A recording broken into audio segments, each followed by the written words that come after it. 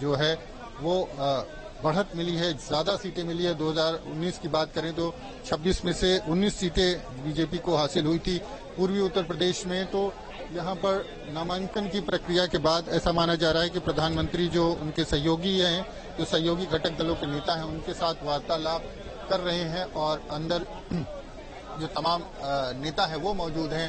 राजनाथ सिंह हैं और अमित शाह हैं।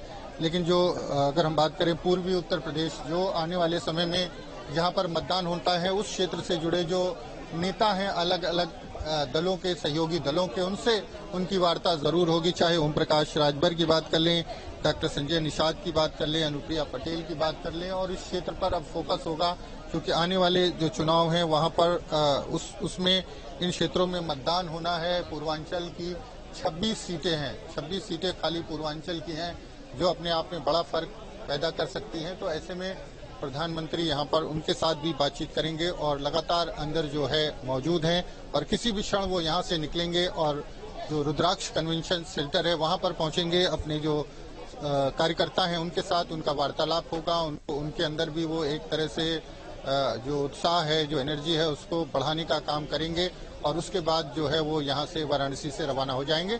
तो कल शाम से प्रधानमंत्री वाराणसी में मौजूद हैं और नामांकन के बाद वो रुद्राक्ष कन्वेंशन सेंटर पहुंचेंगे और वहां से वो रवाना हो जाएंगे। जी बिल्कुल मानवेंद्र, और बेहद भव्य तरीके से आज का ये नॉमिनेशन का कार्यक्रम भी रहा। तस्वीरें लगातार हम अपने दर्शकों तक पहुंचा रहे हैं।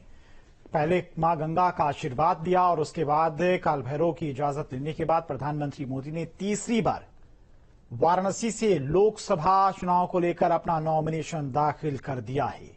और वाराणसी की जनता का जो प्यार है वो भी लगातार हम आपको दिखा रहे हैं। कल भव्य रोड शो में 5 लाख से ज्यादा पब्लिक मौजूद थी। लोग दूर दूर से प्रधानमंत्री मोदी की एक झलक पाने के लिए वाराणसी पहुंचे हुए थे।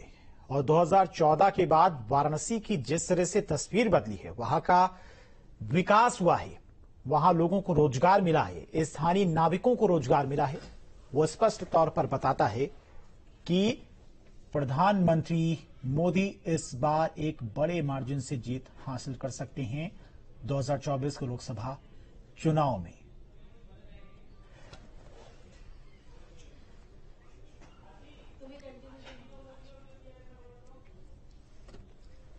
तो 14 मई की बात करें, जिस दिन आज प्रधानमंत्री मोदी ने अपना नॉमिनेशन दाखिल किया है, यह दिन भी बेहद खास है क्योंकि आज गंगा सप्तमी का पर्व भी है और गंगा सप्तमी के दिन मां गंगा का धरती पर अवतरण हुआ था।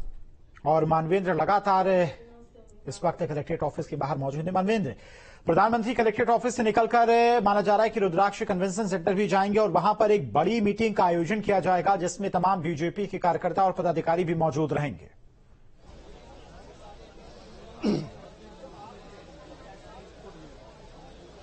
जी बिल्कुल, जो आने वाले चरण है उसमें इस क्षेत्र में चुनाव होना है, वाराणसी में चुनाव होना है। तो जो अपने जो कार्यकर्ता हैं उनमें उत्साह और एक तरह से ऊर्जा भरने का काम करेंगे और उनका जो उद्बोधन होगा, भाषण होगा, वो तमाम कार्यकर्ता और पदाधिकारी हैं उनके बीच में होगा।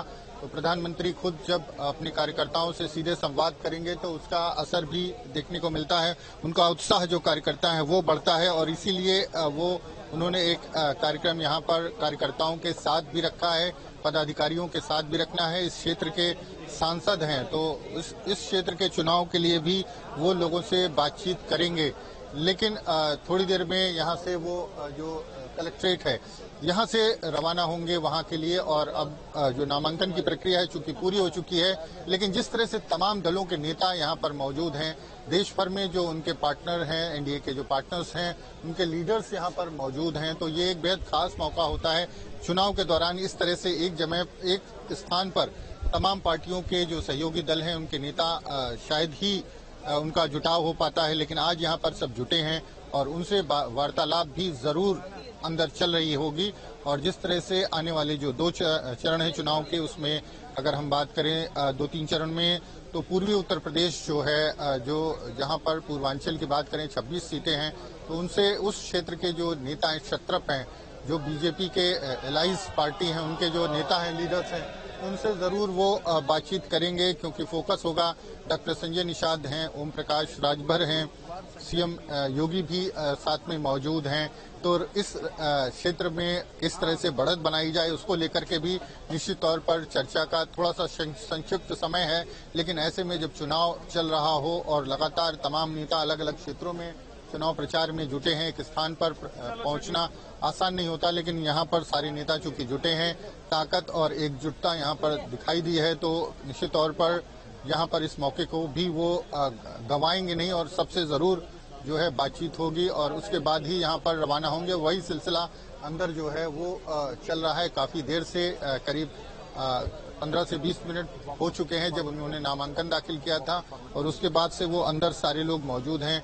रक्षा मंत्री राजनाथ सिंह हैं, गृह मंत्री अमित शाह हैं और सीएम योगी आदित्यनाथ हैं, बीजेपी अध्यक्ष जेपी नड्डा हैं, तो ऐसे तमाम नेता हैं, अनुप्रिया पटेल हैं, तो सारे पार्टनर्स एक जगह पर मौजूद हैं और वो यहाँ पर उनके साथ जो है जो चुनाव की रणनीति है, जो आने वाले चरण हैं उनको उसमें किस तरह से लीड ली जाए, किस तरह से बढ़त बनाई जाए। ठीक है मानवेंद्र, अब देखना होगा कि बीते दिन जो रोड शो किया और आज नामांकन के दौरान जो चहलकदमी देखी गई, कितना इम्पैक्ट लोगों पर पड़ता है और क्या एक बार फिर जीत हासिल करते हैं। फिलहाल मानवेंद्र बहुत शुक्रिया तमाम जानकारी देने के लिए। तो देखिए, सबसे बड़े नामांकन की ये 5 तस्वीरें आपके टीवी स्क्रीन पर है।